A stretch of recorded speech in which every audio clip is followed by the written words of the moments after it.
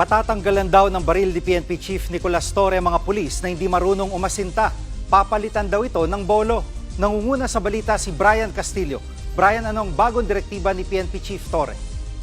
Jiggy, ilang araw matapos magwakas itong ipinatupad na election gun ban, nais ngayon ni PNP Chief Police General Nicolas Torre III na paigtingin yung firearms proficiency sa hanay ng pulisya simula yan susunod na buwan.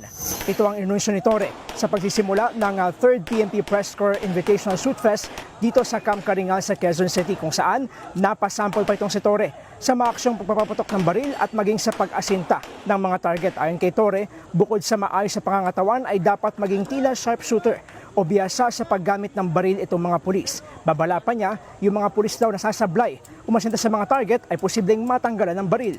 Narito ang kanyang pahayag. Hindi acceptable na ang pulis ay hindi marunong gumamit ng baril. Tanggalin natin ang baril nila. Palitan natin ng bolo. Sayang ang bala, ang mahal-mahal niya, tapos imimiss mo lang.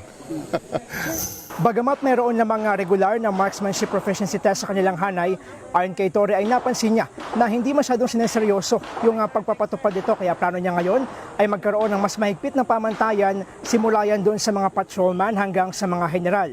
Babala niya doon sa mga high-ranking officials na babagsak sa ganitong exam ay posible raw na masibak sila sa pwesto at maging siya mismo. Sabi niya ay handa siyang itaya yung kanyang ranggo at posisyon kung siya rin ay babagsak sa gun handling skills.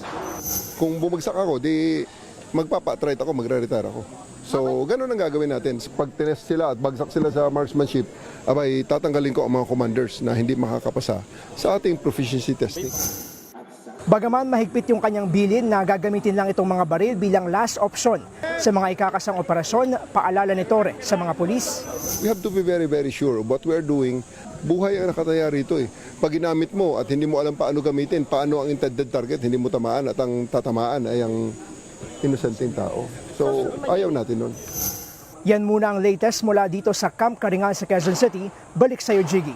Yan ang ulat ni Brian Castillo mula sa Camp Karingal sa Quezon City.